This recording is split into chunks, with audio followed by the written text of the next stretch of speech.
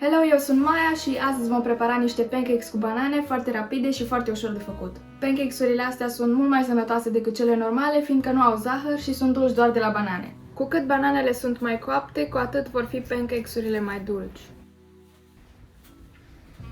Un intruder! Bananele le fac piure. Pun 2 ouă. Punem 100 de ml de lapte.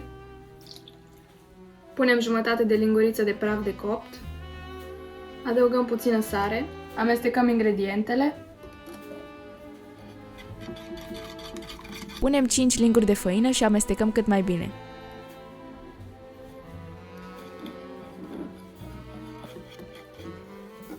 Punem puțin unt într-o tigaie încinsă.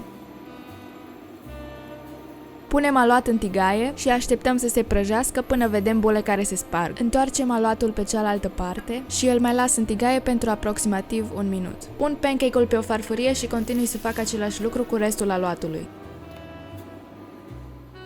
Deasupra pun sirop de arțar, dar voi puteți pune orice topping vreți, cum ar fi nuci, fructe sau ciocolată.